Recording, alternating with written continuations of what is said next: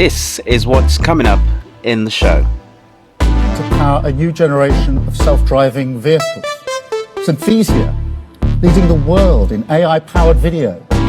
Blackstone, building Europe's largest data centre in Northumberland. And the next day he had a very chummy one-on-one broadcast session with Elon Musk. Now, you must be at least a bit worried that not only is presumably Elon Musk not wanting to invest in the country at the moment, but he will be telling anybody who will listen to him not to invest. I'm Andrew Lawrence, and this is what's trending. So, first of all, we're going to go through the Prime Minister blueprint for AI. I don't know if you guys have seen his speech, and I don't know if you guys know the UK's plan for AI usage and how it's going to be used and in what period of time and in what sectors it's going to be used, and the information, or when you hear certain acronym, do you know what it means, or are you just going to make this thing just move by like it doesn't matter?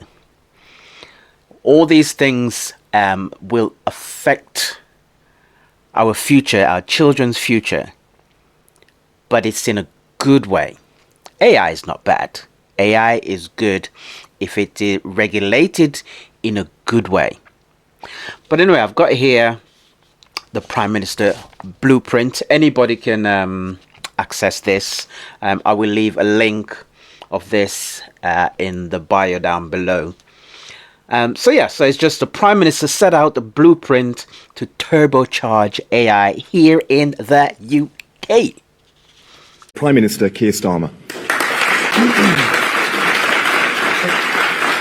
Intelligence to help pinpoint the exact location of the blood clot. They successfully removed it.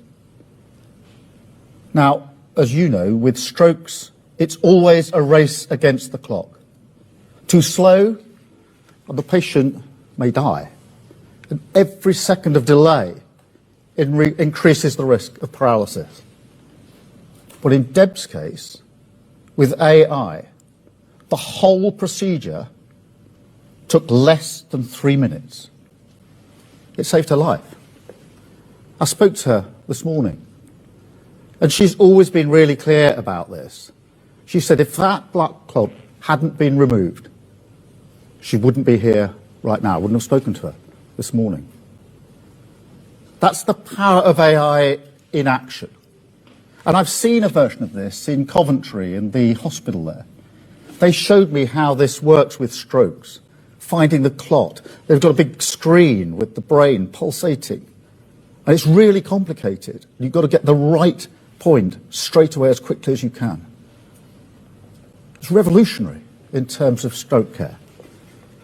And what that shows to me, Deb's story, what I saw for myself, is that AI isn't something sort of the future over the next hill. It's the present. It's already here, in Britain, changing lives. A chance to turbocharge growth, create the companies of the future, and radically improve our public services. Okay, first question. Leave your answer down here in the comment section. First one is, what is AI? Okay, so you tell me, what is AI? What does the AI stand for? Okay, and the next thing, which you'll probably hear a lot as I break number one down, is what is DSIT? DSIT. The word DSIT. What does it mean? What does DSIT mean? So the thing is, when you hear these things about AI, you need to try and understand and learn about AI and all the acronym that's going to be thrown around, by a lot of different people. So, for instance, my generation, we're always on the on the horizon of everything. You know, the people from that born in the 70s, the 80s, we were always on the brink of something. Okay. So for our generation, we used to talk about flying cars and all these things. Look where we are now. Okay, so let's get into it. So this is, let's have a look.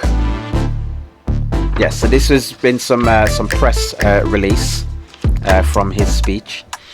It says AI to drive the plan for change, helping turbocharge growth and boost living standard, public sector to spend less time doing admin and more time delivering the service working people rely on.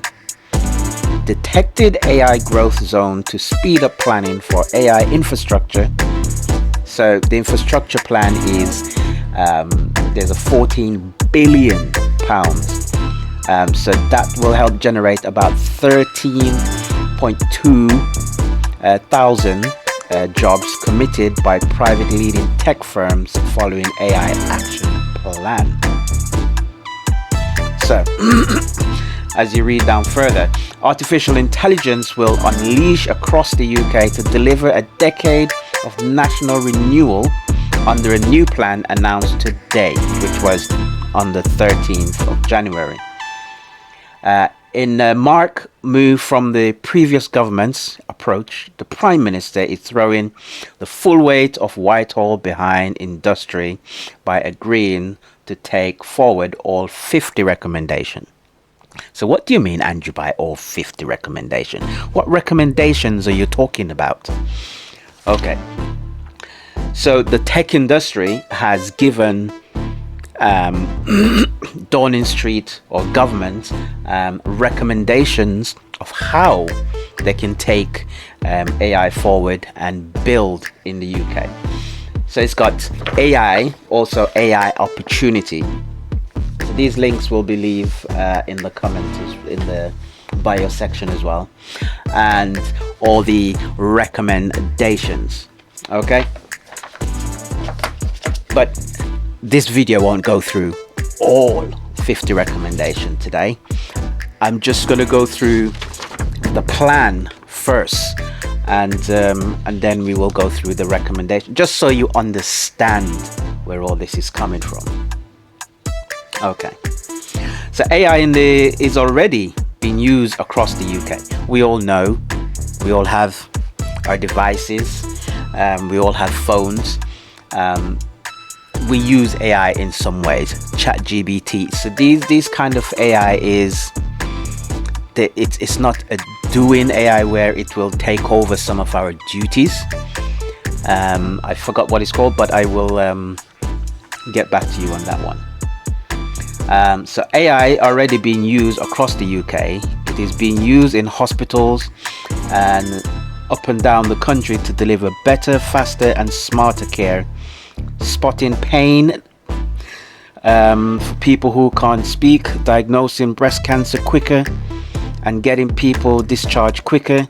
This is already helping deliver government mission to build NHS fit for the future. So the NHS is going to look a little bit different.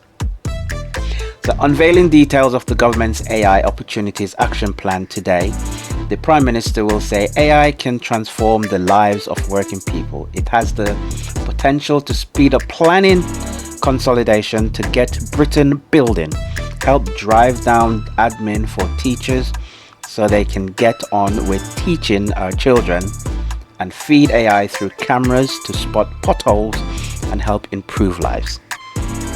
Okay, let's have a look at what he says about this. About the opportunities at your children's school.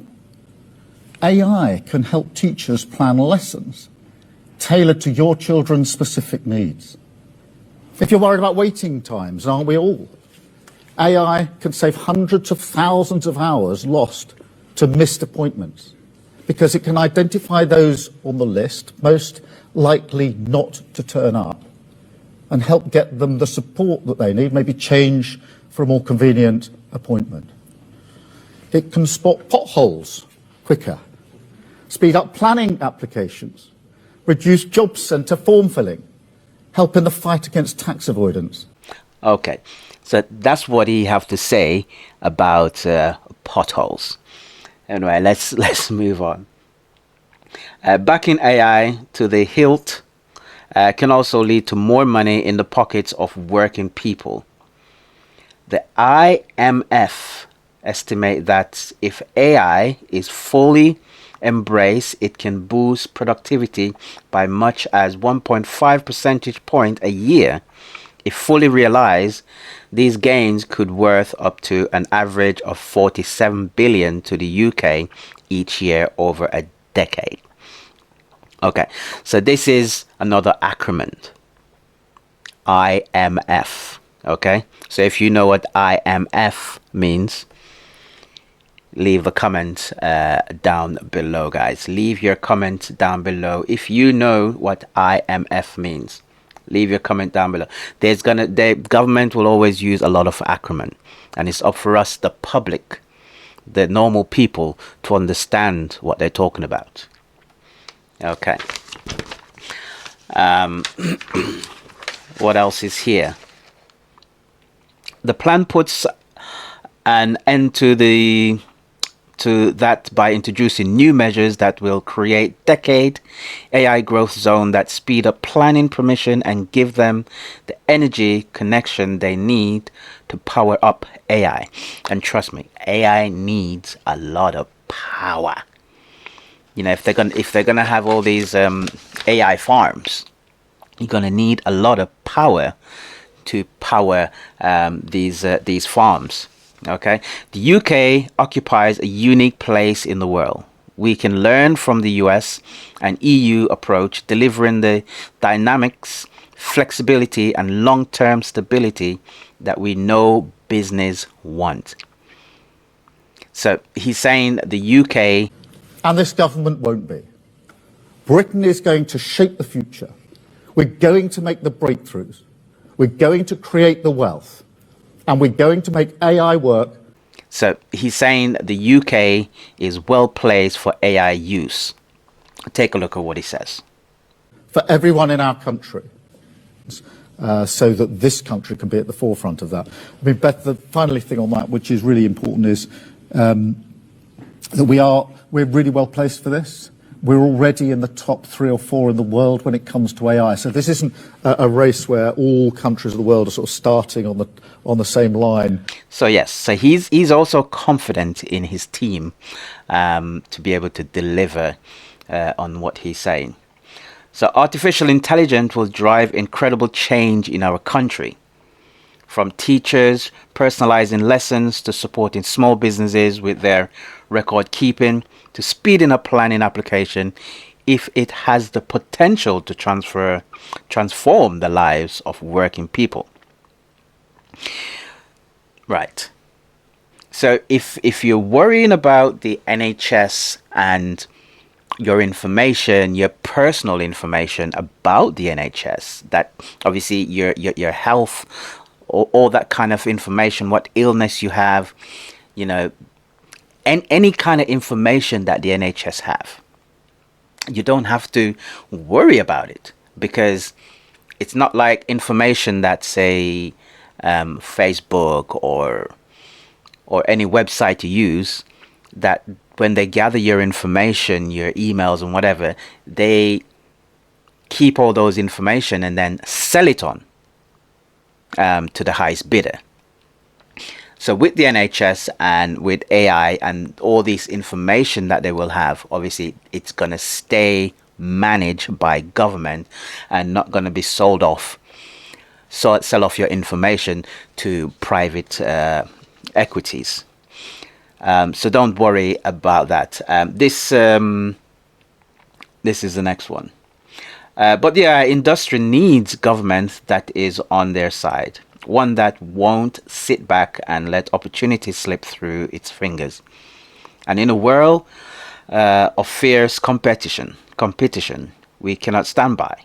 We must move fast and take action to win the global race. Yes, the UK do not want to be left behind in this big, fast moving industry called AI. This is like an AI bubble now. You know, we were in the 90, is it the 99 or the 2000 when that dot-com bubble? This is an AI bubble now. So we have come so far now, obviously, with the dot-com. This is the AI turn. And so this is how he feels about the time it will take to double productivity with using AI. Take a look. So, on the question of the length of time it'll take for this to have an impact, I'll challenge you back. I don't think it's going to take 5 or 10 years to double productivity, not for a moment. And I've spent many hours pushing this around with AI experts to test those propositions.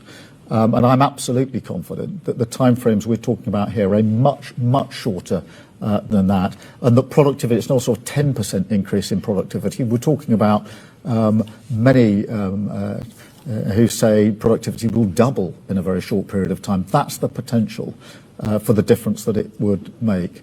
And there are just so many examples of that. Thank you. Okay, so that's the time that he said it will take to double productivity. So it's a year, 2 years. It's not going to be a decade. It's not going to be 10 years. We'll see turnaround and returns quickly. Okay. Our plan will make Britain the world leader. It will give the industry the foundation it needs and will turbocharge the plan for change. That means more jobs and investment in the UK, more money in people's pocket, and transform public service.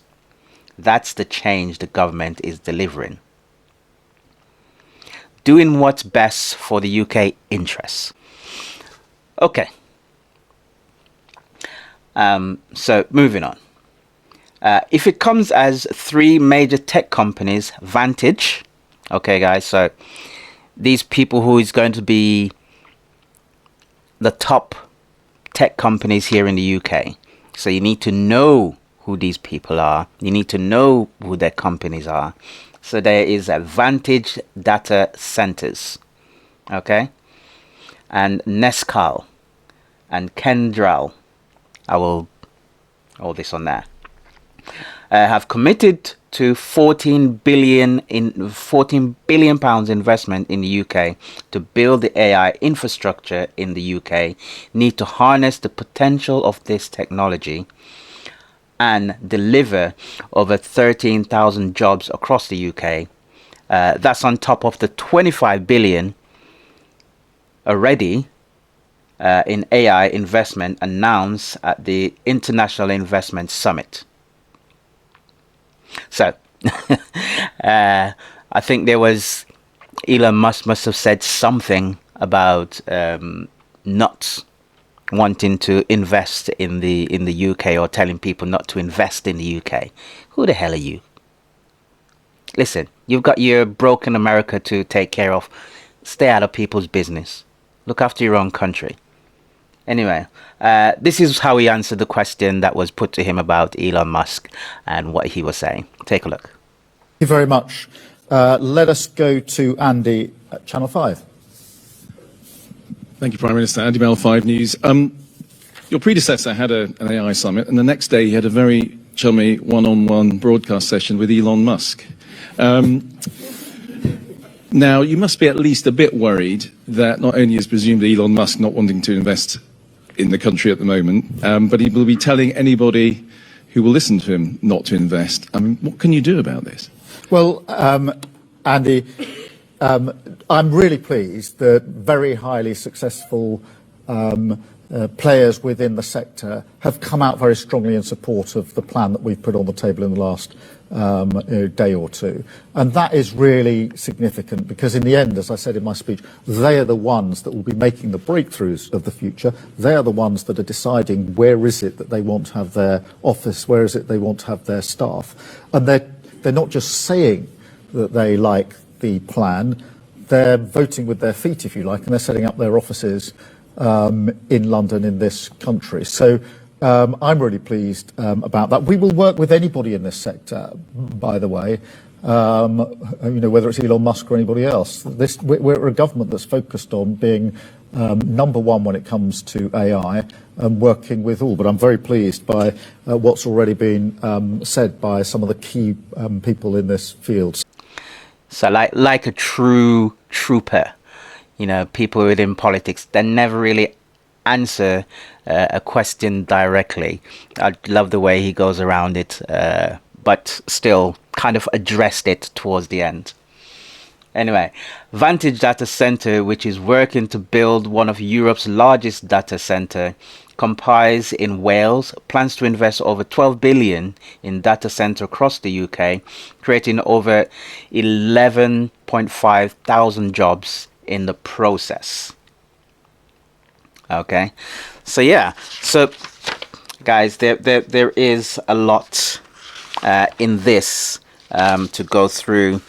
So as I said, I will leave a link in the down below so you guys can have a look for yourself. My opinion is this: we need to make our public transportation more easy to use, more frequent. It's because to keep the city running, to keep the country running, to keep money flowing. Listen, it's not everybody that drive, and obviously now with green zone and all these things, you can't drive into the city. So to get people into the cities, to get people into the towns to spend money, we need to make sure that we're using AI to make sure buses are on time, things are running, trains are running on time, trams that is in certain cities are running consistently, so there's no breakdown all the time. Sometimes trams here in my city stop working for like a month, 2 months. I'm like, come on, man. People need to commute into the city to work. And a lot of people depend on the tram and on the train to get into the city to work. So we need to make sure we're using, to the government, that we're using AI because if it's going to benefit the public, we need to use it so public transportation is affected in a positive way where it is consistent. There's a consistent moving of people around the city so money can exchange hand. If money is exchanged in hand, the city will flourish and AI will flourish because AI will be learning at a faster pace. And if people are moving around the city at a faster pace, AI is getting the information it needs to develop even better. Okay? So, yes, so it's good and all that we're saying all these jobs going to be created, all this amount of money is going to be invested. But come on. A lot of this money ain't going to go into the ordinary people's pocket, is it? It's going to go in the big bosses' pockets. So let's see how long it's going to take to trickle, as they would say, down to the average people pockets, because they want to make sure normal people have money in their pockets. That's what they talk about a lot. That means local jobs, improved communities, and growing economic, all of which puts more money in people's pocket. Okay, I'm waiting. I am waiting. So all these billions, 14 billions, the 12 billion, the 25 billions that's going to be invested. Let's see who is going to be gaining from these, and when these returns of their investment starting to get return. So build a brand new supercomputer with enough AI power to play itself at chess 500,000 times a second. This is part of the plan to increase compute capacity by 20-fold by 2030. So 2030, so that is in the next 6 years. Supercharging our capacity to power AI products. Okay, so Our 10-year compute plan also includes a commitment to rapidly develop and implement a long-term compute strategy that will bring together the key ingredients for AI compute, data and skills to keep us at the forefront of the technology and attract the best brains in the world. That's what you So guys, if you're enjoying with a government learning a that can little be a bit trusted more partner, about what with a the government is saying, please make sure you hit that subscribe button, get the conversation going, leave your comments down. Let's stay on top of AI, and don't let this opportunity just pass us by like so many other things that started 30, 40 years ago. Okay, we need to make sure that we are in the moment now and understanding. So as I said before at the start of the video, make sure you know what is AI, because a lot of people might be hearing AI, but they don't know what AI stands for. Okay, IMF. A lot of people, you're going to be hearing here in the UK, you're going to hearing a lot about IMF. You don't know what that is. Okay, there's going to be a lot of different acronyms. DSIT. What is DSIT? So they could be just on the news talking, and all they'll be using is DSIT, DSIT, and you'll be sitting there thinking, "Oh, this DSIT sounds very nice. They sound like they're sitting down. They with at dinner they're de-sitting." Listen, you need to learn these acronyms.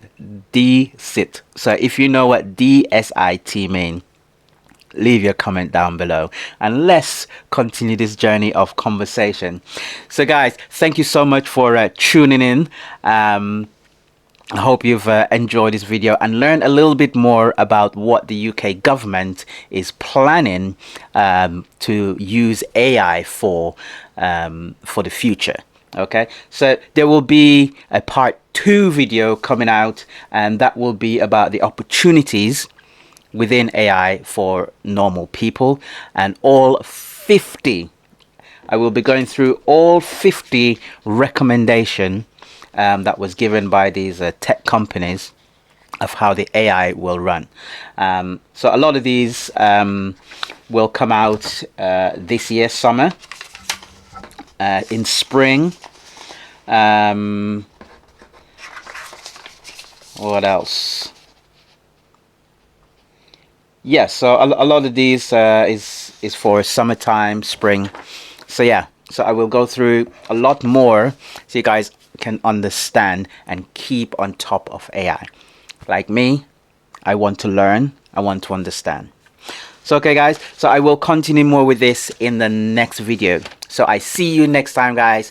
all of these are designed to ensure that we get the growth that we need, AI as well, and the reform that we're doing as well. And that is why I'm confident in our mission for growth, and I'm confident, completely confident in my team. We never pretended, nor would anybody sensibly argue, that after 14 years of failure, you can turn around our economy and our public services before Christmas.